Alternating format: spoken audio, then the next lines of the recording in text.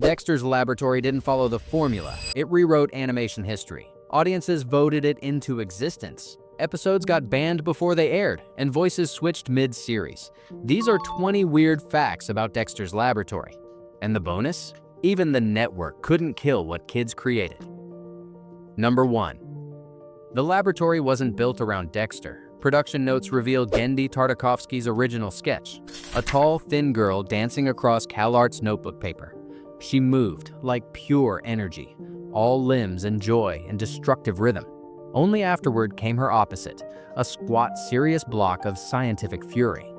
The names arrived last. DD existed first. Dexter was designed as her enemy, her perfect foil, her inevitable victim. The show's central conflict was born in reverse, not boy versus sister, but sister versus the boy who dared contain her chaos. Tartakovsky later revealed the dynamic was autobiographical. He cast himself as the chaotic DD, his engineer brother as the methodical Dexter. The laboratory became a metaphor for creative order versus artistic destruction, with chaos always winning. This reversal explains the show's unique energy. Audiences weren't watching a genius protecting his work, but witnessing inevitable creative collapse orchestrated by pure kinetic joy. Number 2. February 26, 1995. The 7-minute pilot Changes premiered inside Fred Seibert's experimental showcase, What a Cartoon! But this wasn't traditional television programming.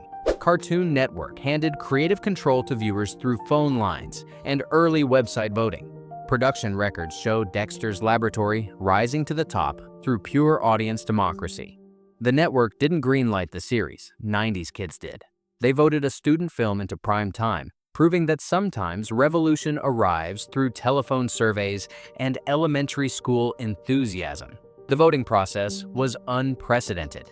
Children calling 1-800 numbers, early internet users clicking preference buttons, focus groups of 8-year-olds determining cable television's future. Traditional network executives had lost control of their own programming decisions. The laboratory belonged to its audience before it belonged to Cartoon Network. This democratic experiment proved prophetic. Decades before social media algorithms and viral content, Dexter's Laboratory demonstrated that audiences could bypass corporate gatekeepers and directly commission the entertainment they craved. Number 3. April 27-28, 1996. The series didn't premiere, it conquered. TNT launched first, then Cartoon Network, then TBS. 3 channels, 1 weekend, maximum cultural saturation. Internal memos reveal this wasn't celebration, but calculated warfare. The network was betting everything on untested animation, using every available platform to ensure Dexter's Laboratory couldn't be ignored. Television history shows no precedent. A children's cartoon launched like a blockbuster movie across multiple networks with the confidence of proven hits. The strategy was born from desperation disguised as innovation. Cartoon Network was still establishing credibility against Disney and Nickelodeon's animation dominance. Turner Broadcasting owned the channels, but needed content that could justify cable subscription fees. The multi-platform launch was psychological warfare, creating the illusion of unstoppable cultural momentum. Marketing executives gambled that saturation would generate phenomenon rather than overexposure. The laboratory invaded American television through coordinated multimedia assault, proving that animated content could be event programming when properly deployed across corporate empire infrastructure. Number 4, Christine Cavanaugh crafted Dexter's voice from impossible linguistics. Part Peter Lorre's European menace, part serious scientist authority, part something entirely invented. Tartakovsky told fans not to analyze it too deeply, but production interviews reveal the truth. The accent echoed a college roommate's funny French mixed with Genndy's own Russian childhood cadence. When Candy Milo inherited the role in 2001, she perfected Dexter by studying Tartakovsky himself. The voice was always autobiographical, a creator speaking through his creation's impossible accent.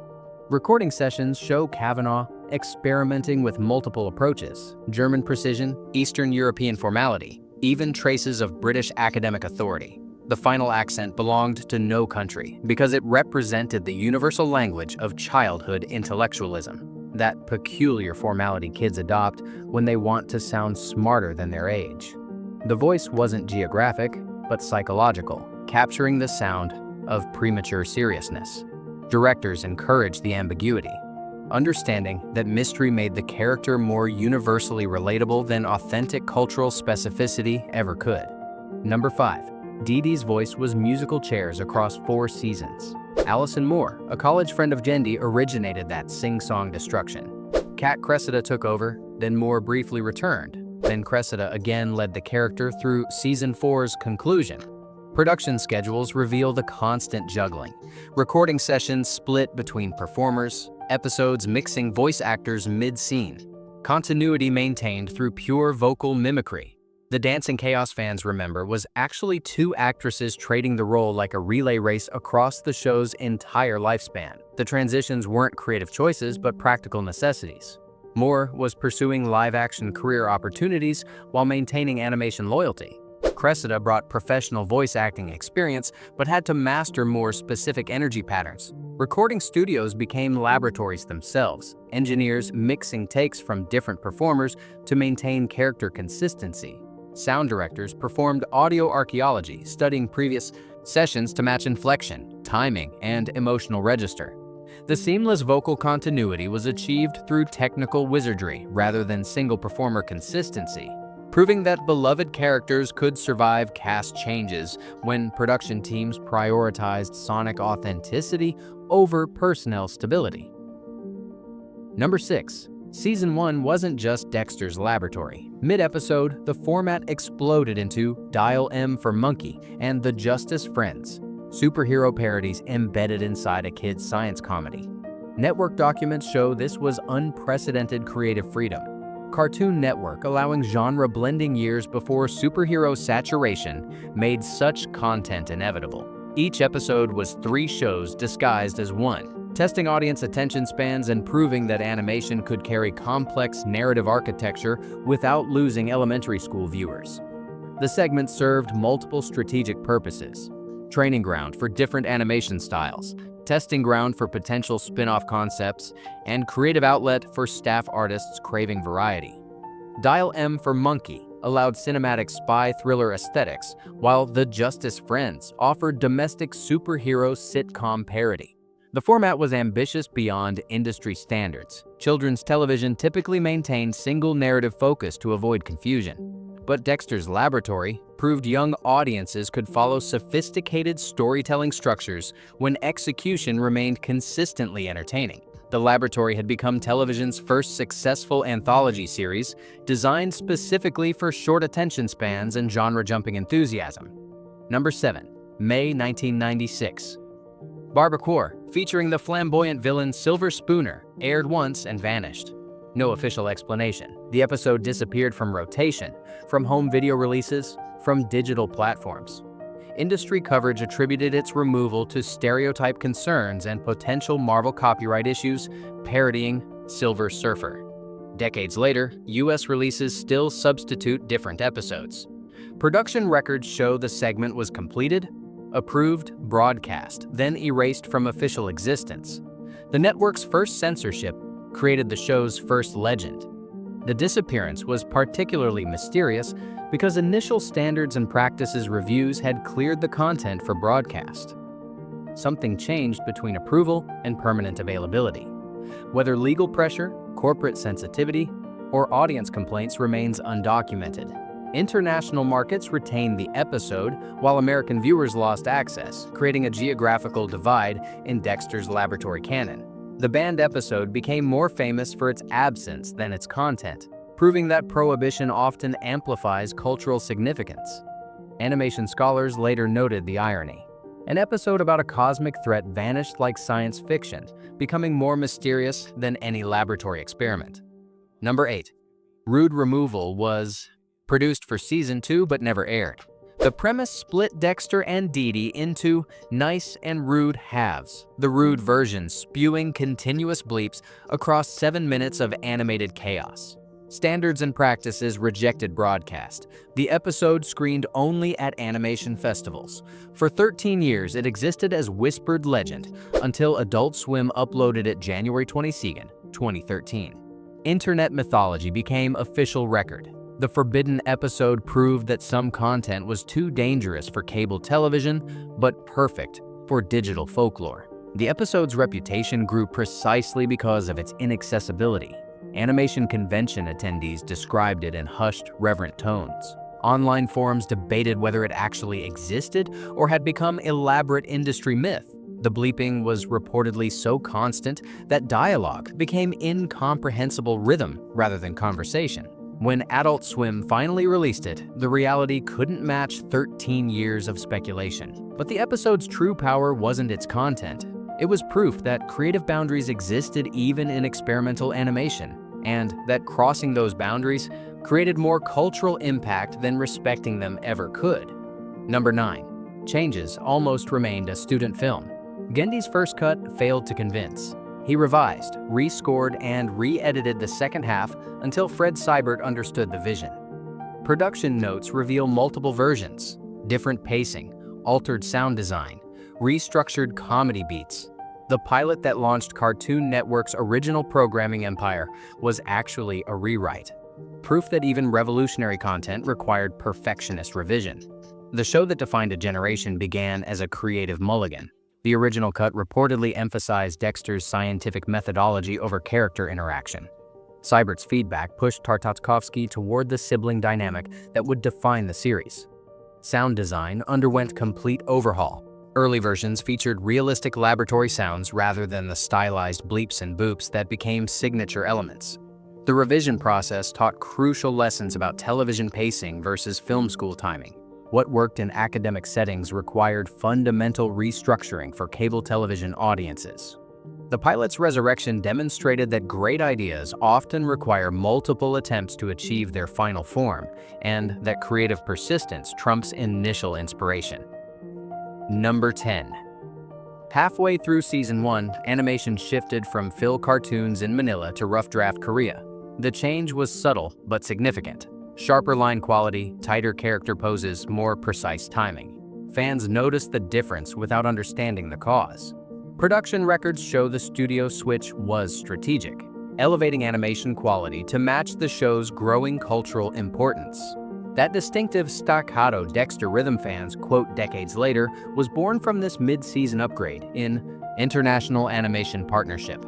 The transition wasn't seamless. Korean animators needed time to master Tartakovsky's specific design language and character movement principles.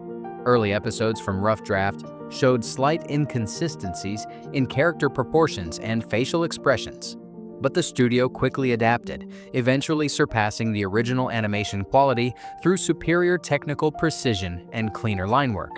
The improvement was so dramatic that later seasons looked like different shows when compared to early episodes. The studio change proved that animation quality could evolve mid-series without losing essential character identity, establishing precedent for quality upgrades that would benefit the entire Cartoon Network original programming slate. Number 11, 1996-97.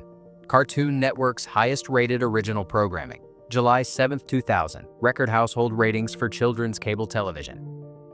2001. Global marathon programming across 96 countries, reaching 72 million viewers. Industry reports show Dexter's Laboratory didn't just succeed, it redefined success metrics for cable animation. A 7-minute student film became appointment television, proving that experimental content could generate mainstream cultural dominance. The Laboratory wasn't just fictional, it was a ratings-generating machine. The success surprised industry analysts who predicted animated originals couldn't compete against established properties like Looney Tunes or Tom and Jerry.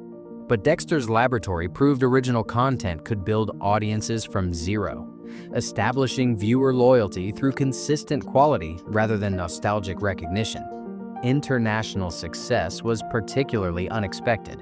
The show's American cultural references and scientific humor translated across language barriers through universal sibling dynamics and visual comedy. The ratings dominance shifted network priorities from acquired programming toward original production, fundamentally changing cable television's content strategy and proving that animation studios could create sustainable global franchises from experimental beginnings.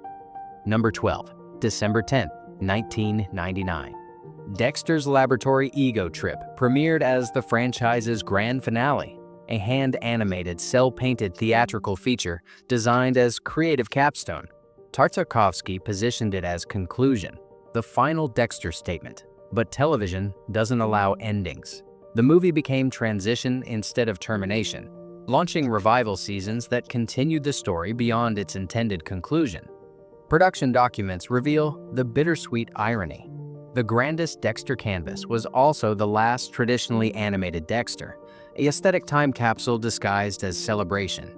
The movie's production represented old-school animation craftsmanship, every frame hand-painted on cells, backgrounds created through traditional artistic techniques, special effects achieved through photographic processes rather than digital manipulation. The time travel narrative allowed multiple Dexter designs across different eras, showcasing animation evolution within single feature. But network executives recognized the property's continued commercial potential, commissioning additional seasons despite Tartakovsky's creative completion. The movie that was meant to provide closure instead demonstrated that successful animated properties achieve immortality through corporate continuation, regardless of artistic intention or creator satisfaction. Number 13, 2002. Chicken Scratch debuted in movie theaters, attached to the Powerpuff Girls movie, before landing in Season 4. Cable animation had snuck onto the big screen. Industry precedent was non-existent. Television cartoons didn't receive theatrical distribution, especially as supporting content for other animated features. But Dexter's Laboratory had transcended medium boundaries, proving that laboratory-based comedy could function across platforms. The secret lab had infiltrated cinema without audiences realizing the invasion. The theatrical presentation elevated the content's perceived value. Audiences experienced television animation through cinema-quality sound systems and large-format projection. The pairing with Powerpuff Girls created unofficial Cartoon Network cinematic universe before such concepts became industry standard. Marketing materials didn't emphasize the television origins, allowing theatrical audiences to experience Dexter as cinema rather than extended TV programming. The strategy worked so well that many viewers didn't realize they were watching television content until home video releases revealed the episode's broadcast origins. The laboratory had achieved multimedia presence through stealth distribution, proving animated television could generate theatrical revenue when properly positioned within feature film presentation contexts. Number 14.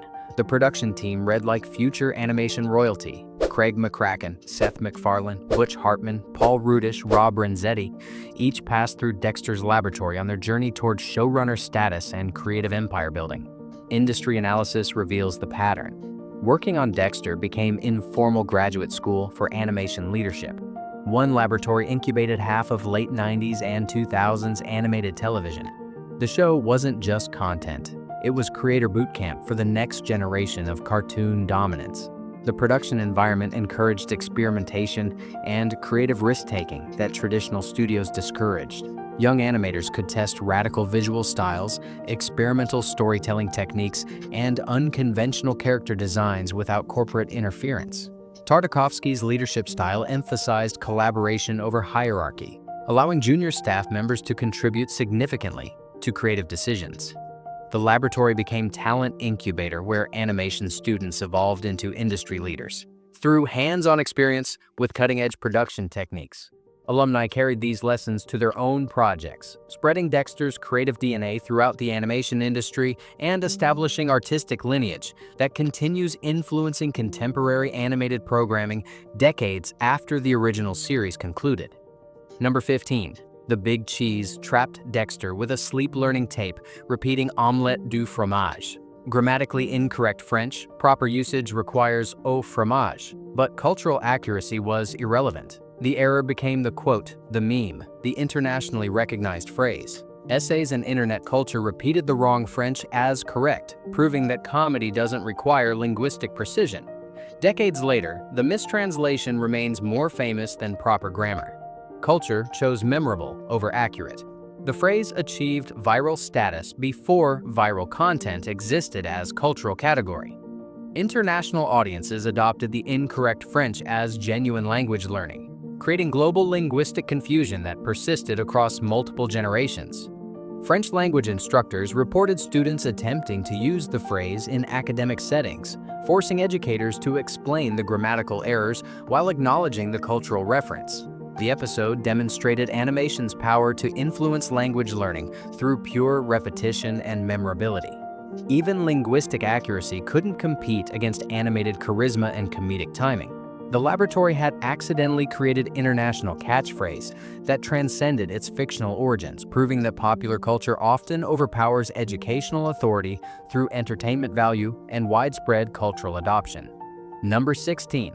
Composers. Thomas Chase and Steve Rucker crafted Dexter's sonic identity, spy jazz rhythms, gadget beeps, and march percussion, creating a distinctive laboratory tempo. Each episode pulsed with the same percussive precision, tight hits, quick stings, electronic flourishes that matched scientific methodology. The sound design became Cartoon Network's house style, influencing network programming for years. Music production notes reveal the deliberate strategy, creating audio DNA that would be instantly recognizable across channels and decades. The composers studied scientific documentaries, spy films, and classical cartoons to develop hybrid musical language that suggested both serious research and playful experimentation. Electronic instruments mimicked laboratory equipment, while traditional orchestration provided emotional depth and narrative structure. The resulting soundscape was simultaneously futuristic and nostalgic, modern and timeless. Background music didn't simply accompany action, it created rhythmic foundation that defined character movement and scene pacing. The laboratory's heartbeat became network brand identity, establishing sonic template that influenced everything from promotional materials to other original series. Audio branding proved as important as visual design in creating lasting cultural impact. Number 17. After Ego Trip, revival season shifted from traditional cell animation to digital ink and paint. Designs flattened, palettes warmed, special effects leaned toward classic Hanna-Barbera styling. The change was technological progress disguised as aesthetic choice. Fans sensed the difference immediately. Not just voices had changed, but the entire visual pipeline had mutated. Production records show the economic necessity. Digital animation was faster and cheaper, but traditional cell animation was warmer and more distinctive. Progress came with artistic sacrifice. The digital transition represented industry-wide transformation that affected every animated production. Hand-painted backgrounds gave way to computer-generated environments. Character movements became more uniform, losing the subtle imperfections that gave traditional animation organic feel. Color palettes shifted toward brighter, more saturated tones that reproduced better on digital platforms. The laboratory that once felt handcrafted now appeared manufactured. Veteran animators mourned the loss of tactile artistry, while younger staff embraced digital efficiency. The transformation wasn't unique to Dexter's laboratory. Every animated series faced identical technological pressure, but few shows so clearly demonstrated the aesthetic divide between analog warmth and digital precision. Number 18, 2001. Christine Cavanaugh retired. Handy Milo inherited Dexter's voice for seasons 3 and 4.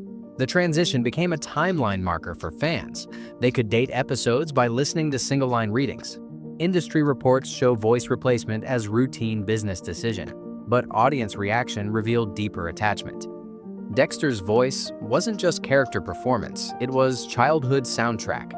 When the voice changed, fans' relationship with the show fundamentally shifted. Cavanaugh's retirement created production crisis that exposed the show's dependence on single performers' unique vocal contribution. Milo studied hours of previous recordings, practicing inflection patterns and emotional registers until she could approximate the original performance. But approximation wasn't replication. Subtle differences in timing, accent thickness, and character energy created uncanny valley effect for longtime viewers. The voice change coincided with digital animation transition and creative team turnover, creating perfect storm of nostalgic disruption. Fans developed ability to instantly identify pre-2001 versus post-2001 episodes through vocal recognition alone. The laboratory's signature sound had been replaced with technically proficient but emotionally different interpretation.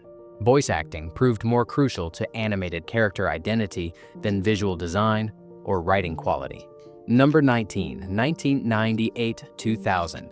Dexter floated down Manhattan as a Macy's Thanksgiving Day parade balloon while Cartoon Network posted record kids' television ratings. The boy genius had transcended fictional character status, becoming network mascot and cultural icon.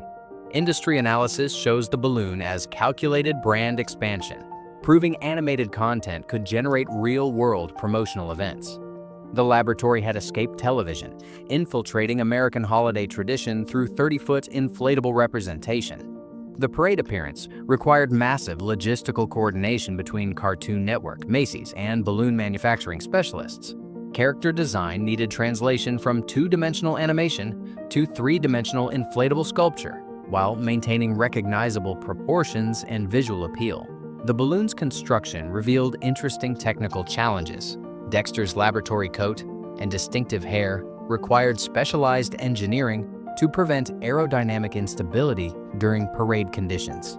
Television cameras captured millions of viewers experiencing their favorite animated character as physical presence rather than screen image. The transformation from pixels to parade demonstrated animation's cultural penetration beyond entertainment media. Dexter had become American icon worthy of national holiday celebration, proving that cable television could create characters with mainstream cultural significance equivalent to traditional media giants. Number 20. 2 decades of continuous reruns across multiple networks. Cartoon Network, Boomerang programming through 2021, Adult Swim's Checkered Past block featuring 90s content until March 3, 2025. Each generation discovers Dexter through different platforms, proving that precise timing and character dynamics age better than cultural references or technological jokes. The laboratory keeps finding new audiences, new time slots, new relevance. Cancellation was never permanent. The show had become immortal through pure creative persistence. Programming executives discovered that Dexter's laboratory functioned as reliable audience anchor. Episodes could fill schedule gaps, attract nostalgic adult viewers, and introduce animated content to children who had never experienced traditional Saturday morning cartoons. The series' modular structure allowed flexible scheduling across different demographic targets and time periods.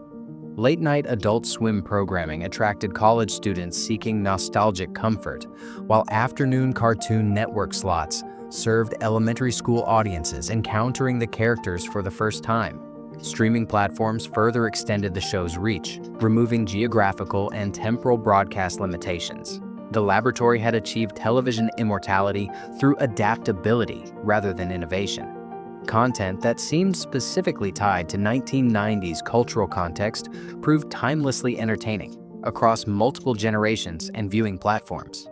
Animation quality and character relationships transcended their original cultural moment. If these hidden truths blew your mind, hit that like button and subscribe for more animation investigations. What show should we dissect next? Drop your suggestions below. The lab stays open, but only if you keep the experiments running.